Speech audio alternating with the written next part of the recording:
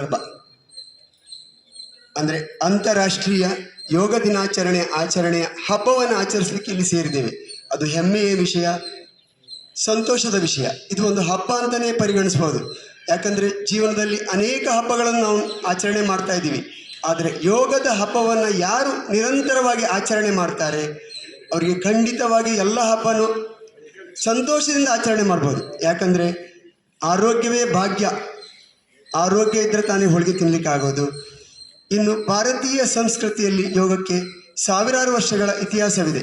ನಮ್ಮ ಮಾಜಿ ಸಚಿವರು ಹೇಳಿದರು, ನಮ್ಮ ಪುರಾತನ ಮುನಿಗಳು ಇದನ್ನು ಅನ್ವೇಷಣೆ ಮಾಡಿದರು ಅಂತ.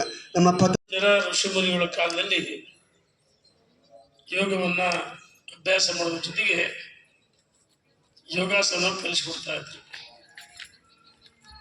ಈ ಯೋಗ ಹುಟ್ಟಿದ್ದು ನಮ್ಮ ಭಾರತ ದೇಶದಲ್ಲಿ. ನಾವು ಭಾಳ ಹೆಮ್ಮೆಯಿಂದ ಹೇಳ್ಕೊಳ್ತೀವಿ, ಭಾರತ ಅಂದರೆ ಒಂದು ಸಂಸ್ಕಾರ, ಸಂಸ್ಕೃತಿ, ಒಂದು ವೈಶಿಷ್ಟ್ಯತೆ ಇದೆ, ಧರ್ಮ. ಅದು ಎಲ್ಲ ಒಂದು ಕಡೆ ಅಮೇರಿಕದವರು ಬೇರೆ ದೇಶಗಳು ನಮ್ಮದು ಅಂತ ಹೇಳ್ತಾರೆ. ನರೇಂದ್ರ ಮೋದಿಯವರು 2014ರಲ್ಲಿ ಪ್ರಧಾನಮಂತ್ರಿಗಳಾದ ಮೇಲೆ 175 ದೇಶಗಳ ಸಭೆ ಇವತ್ತು ಪಾಲ್ಗೊಳ್ತವೆ. ಒಂದು ಬೇರೆ ಬೇರೆ ದೇಶಗಳ ಅಧ್ಯಕ್ಷರು ಪ್ರಧಾನಮಂತ್ರಿಗಳ ಸಭೆಯಲ್ಲಿ ಚರ್ಚಿಸಿ ಅಂತಾರಾಷ್ಟ್ರೀಯ ಯೋಗ ದಿನಾಚರಣೆ ಪ್ರಾರಂಭ ಮಾಡಿದರು. 12ನೇ ವರ್ಷ.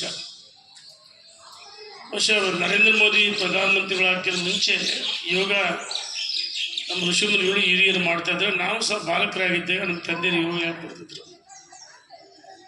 ಆದರೆ ಇದು ನಮ್ದಲ್ಲ ಅಂತೇಳಿ ಬೇರೆಯವರು ಪ್ರಯತ್ನ ಮಾಡಿದ್ರು. ಆದರೆ ನರೇಂದ್ರ ಮೋದಿಜಿಯವರು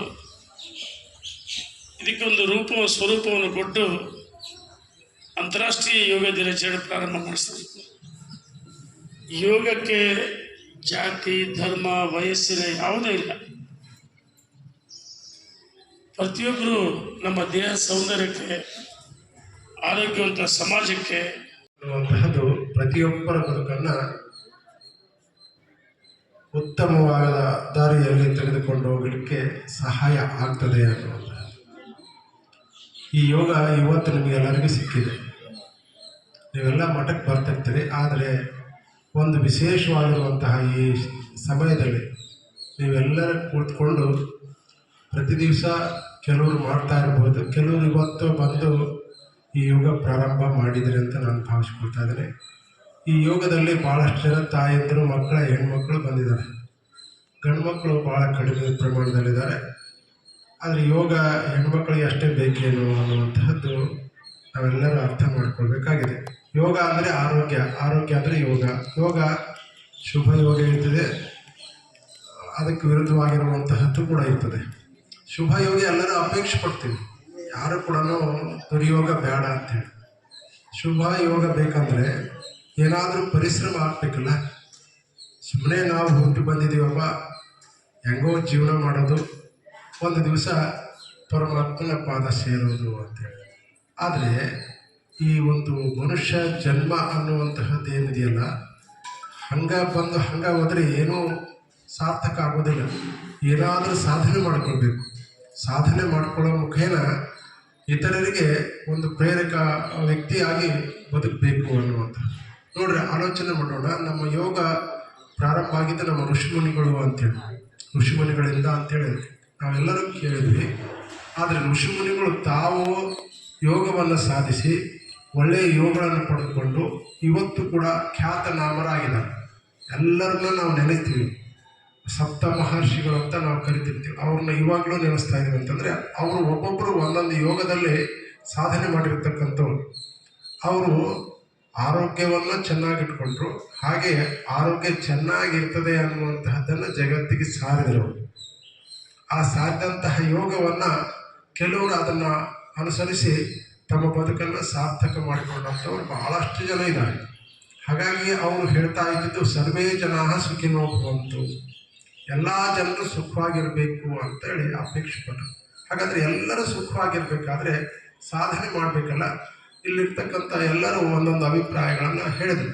ಈ ಯೋಗ ದಿನಾಚರಣೆ ಇಡೀ ವಿಶ್ವಕ್ಕೆ ಒಂದು ಸಂದೇಶವನ್ನು ಕೊಡ್ತಾ ಇದೆ, ಬದುಕನ್ನು ಅತ್ಯಂತ ಉಜ್ವಲ ಸ್ಥಿತಿಯಲ್ಲಿ ಇಡ್ತಾ ಇದೆ ಅಂತ ಹೇಳ್ತಾ ಇದ್ರು.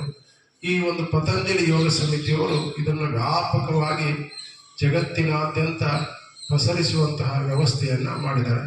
ಈ ಪತಂಜಲಿ ಯೋಗ ಸಮಿತಿಯ ಮುಖ್ಯ ರೂವಾರಿಗಳು ಅಂತಂದರೆ ಬಾಬಾ ಅಲ್ಲಿ ಇನ್ನೂ ಸುಮಾರಷ್ಟು ಅನಾನುಕೂಲತೆಗಳಿದೆ. ಹಾಗಾಗಿ ಅದನ್ನು ಅವಾಯ್ಡ್ ಮಾಡೋಣ. ಹಗಲು ನಿದ್ದೆ, ಬಹಳಷ್ಟು ಜನ ಬೆಳಗ್ಗೆ 5:30ಗೆ ಎದ್ದು ಬಂದು ಯೋಗಾಸನ ಮಾಡಿ ಮಧ್ಯಾಹ್ನ ನಿದ್ದೆ ಮಾಡ್ತೀವಿ. ಇದರಿಂದ ನಾವು ಮನಸ್ಸಿಗೆ ಕೊಡೋಂಥ ಎನರ್ಜಿ ಏನಿದೆ ಅದನ್ನ ನಾವು ಮತ್ತೆ ಅದನ್ನ ನೆಗೆಟಿವ್ ಮಾಡ್ದಂಗೆ ಆಗುತ್ತೆ. ಹಗಲು ನಿದ್ದೆನ ಅವಾಯ್ಡ್ ಮಾಡೋಣ. ಬೆಳಗ್ಗೆ ಬೇಗ ಹೇಳ್ತಿರೋದ್ರಿಂದ ತಾವೆಲ್ಲ ರಾತ್ರಿ ಬೇಗ ಮಲಗಬೇಕು. ರಾತ್ರಿ ಬೇಗ ಮಲಗಬೇಕು ಅಂದ್ರೆ ರಾತ್ರಿ ಬೇಗ ಊಟ ಮಾಡಿರ್ಬೇಕು. ಎಷ್ಟು ಬೇಗ ಊಟ ಮಾಡಬೇಕು? 9 ಗಂಟೆ, 10 ಗಂಟೆ, 6 ಗಂಟೆ. ಆಯುರ್ವೇದ ಹೇಳುವಂಥದ್ದು ಸೂರ್ಯ ಅಸ್ತ ಆದ 45 ನಿಮಿಷಗಳ ಒಳಗಡೆ ಆಹಾರ ಸೇವನೆ ಮಾಡಬೇಕು ಅಂತ. ಅಂದ್ರೆ ಸುಮಾರಷ್ಟು ಉಲ್ಲೇಖಗಳಿದೆ. ಹಿಂದೂ ಧರ್ಮದಲ್ಲಿ ಒಬ್ಬನೇ ದೇವರು ಅಂತ ಒಬ್ರು ಹೇಳ್ತಾರೆ, ಇಬ್ರು ದೇವರು ಅಂತ ಹೇಳ್ತಾರೆ, ದೇವರೇ ಇಲ್ಲ ಅಂತಾನೂ ಹೇಳ್ತಾರೆ. ಹಾಗಾಗಿ ಇದ್ರಲ್ಲೂ ಕೂಡ ತುಂಬಾ ವ್ಯತ್ಯಾಸಗಳಿದಾವೆ. ಕೆಲವು ಜೈನಿಸಮ್ ಅಲ್ಲಿ ಸೂರ್ಯ ಅಸ್ತಕ್ಕೆ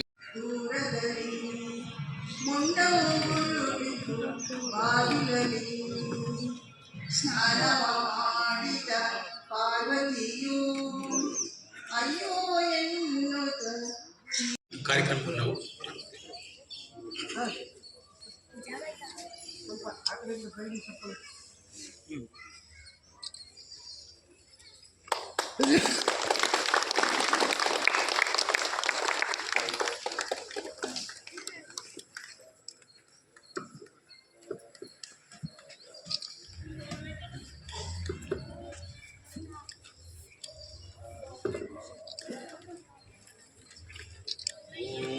असतो मा सद्गमय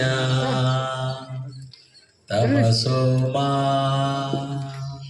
ज्योतिर्गमय मृत्योर्मा अमृतंगमय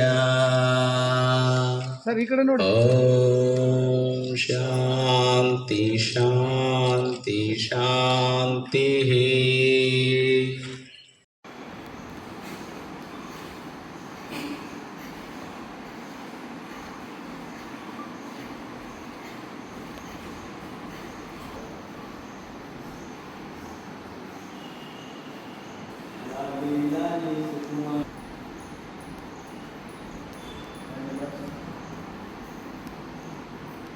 Reverse.